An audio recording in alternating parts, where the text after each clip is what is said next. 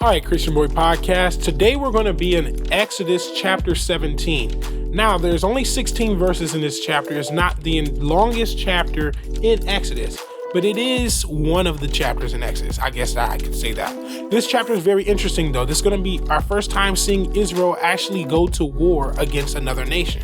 Now, the nation that's going to be coming after them have King Amalek that's with them. So that's what we're going to see in this chapter.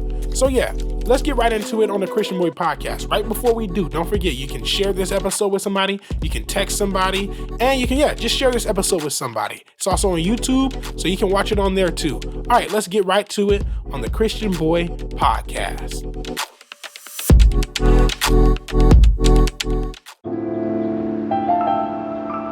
Our memory verse for the week comes from Psalm 81 verse 1. It says, "Sing for joy to God our strength.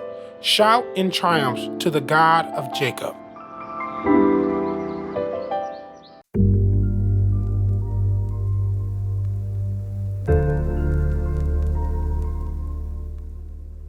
The entire Israelite community left the wilderness of Sin, moving from one place to the next according to the Lord's command. They camped at Rephidim, but there was no water for the people to drink. So the people complained to Moses, "Give us water to drink." "Why are you complaining to me?" Moses replied. "Why are you testing the Lord?" But the people thirst there for water. They grumbled against Moses. They said, "Why did you ever bring us out of Egypt, to kill us and our children and our livestock with thirst?" Then Moses cried out to the Lord, "What should I do with these people? In a little while they will stone me." The Lord answered Moses, "Go on ahead of the people and take some of the elders of Israel with you. Take the staff you struck the Nile with in your hand and go. I'm going to stand there in front of you on the rock at Horeb. When you hit the rock, water will come out of it and the people will drink." Moses did this in the sight of the elders of Israel. He named the place Massah and Meribah because the Israelites complained and because they tested the Lord, saying, "Is the Lord not among us? Is the Lord among us or not?" At Rephidim, Amalek came and fought the Israelites. Moses said to Joshua, "Select some of men for us and go fight against Amalek. Tomorrow I will stand on the hilltop with God's staff in my hand." Joshua did as Moses had told him and fought against Amalek. While Moses, Aaron, and Hur went up to the top of the hill. While Moses held up his hands, Israel prevailed, but whenever he put his hands down, Amalek prevailed. When Moses' hands grew heavy, they took a stone and put it under him, and he sat down on it. Then Aaron and Hur supported his hands, one on one side and one on the other side, so that his hands remained steady until the sun went down. So Joshua defeated Amalek and his army with the sword. The Lord then said to Moses, "Write this down on a scroll as a reminder and recite it to Joshua. I will completely blot out the memory of Amalek under heaven." And Moses built an altar and named it "The Lord is my banner." He said, "Indeed, my hand is lifted up toward the Lord's throne. The Lord will be at war with Amalek from generation to generation." All right, let's recap this chapter real fast. In verses 1 through 3, Israel moves out as the Lord commands them to.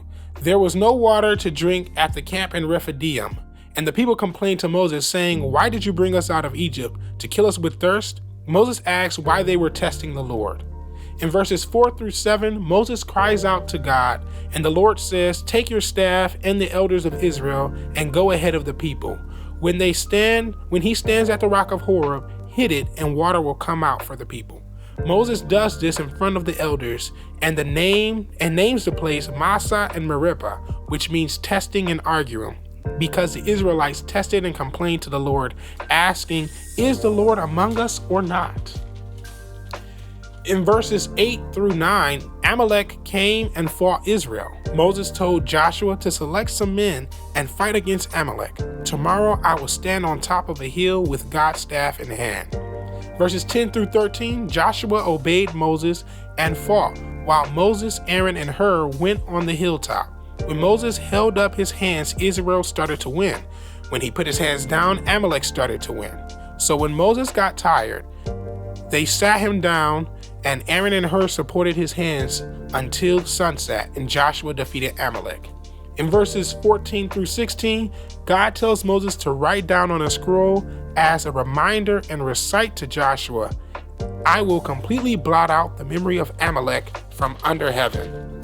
Moses builds an altar and names it, "The Lord is my banner, Yahweh Nisi." Moses said, "My hand is lifted up toward the Lord's throne. The Lord will be at war with Amalek from generation to generation." So here's what we see in this chapter. Israel is always complaining to God. This is not the first time we've seen them complain. And this is not going to be the last time we've seen them complain. Last chapter, they were complaining about food and disobeying God's commands about the Sabbath. And now we see them complaining again about water.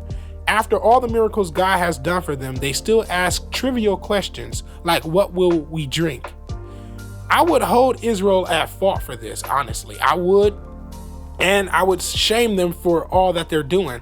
But honestly, the unfortunate reality of the situation is that we do God the exact same way in many different situations. God blesses us with different things, and we complain as soon as we face a problem, already recognizing who the solution is and who can actually save us from this problem, but we still complain and reject God.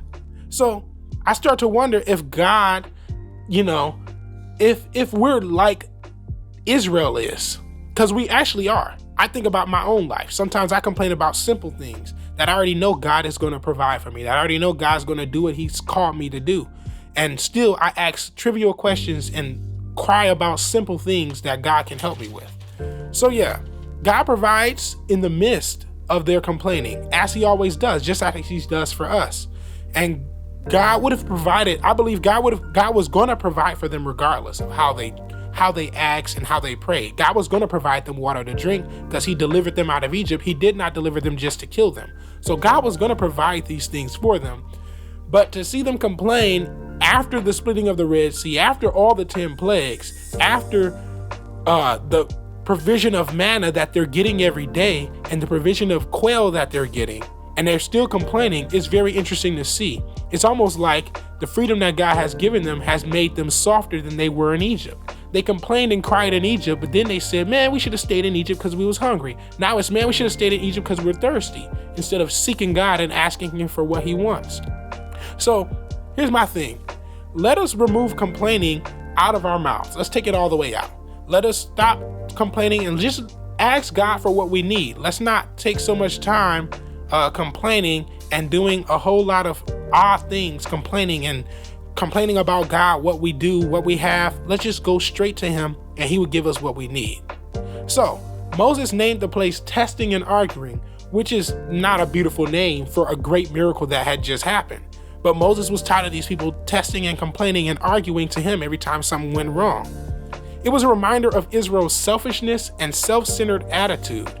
In Genesis 36 verse 12, Esau's son Eliphaz has Amalek, who is now a great nation. Amalek comes and fights Israel.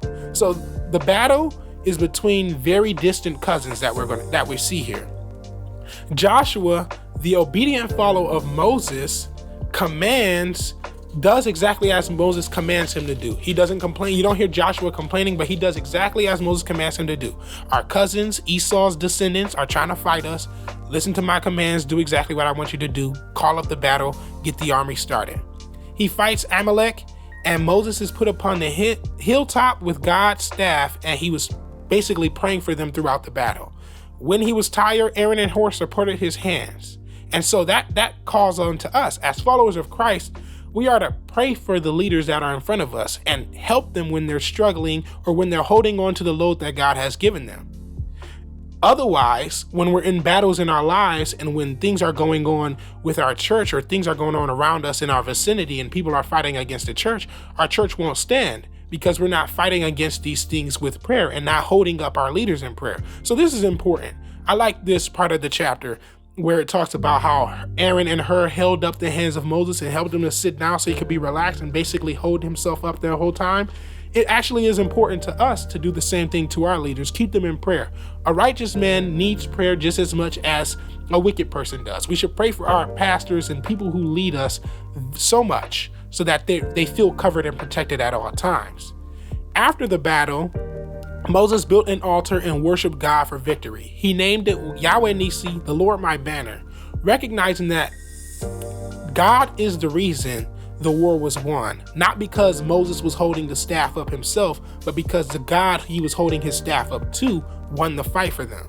So let's be sure that all people know why we win the battles we win, why we're successful in the things that we do, why we have all the success and all the fruitful works that we have. It's not because we're so smart or we're so talented or because we can hold a stick up and sit down and somebody support us.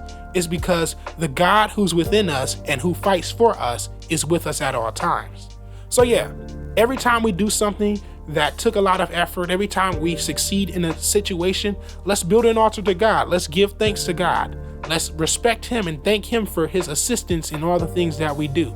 Let's not become confused and think that we're better than anything else because of what we did in the past or what we do now. So yeah, let's thank God in all the things that we do. All right, this has been Exodus chapter 17 on the Christian Boy Podcast. Now, you already know what I'm going to say. If you have anything to say about this episode, you can text me at 662-371-8877.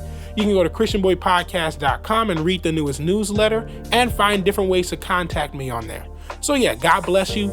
I pray that you were blessed by this episode. Let me know what you think about it. You can comment in here and let me know what you think about the episode. Don't forget to rate this podcast. All right, God bless.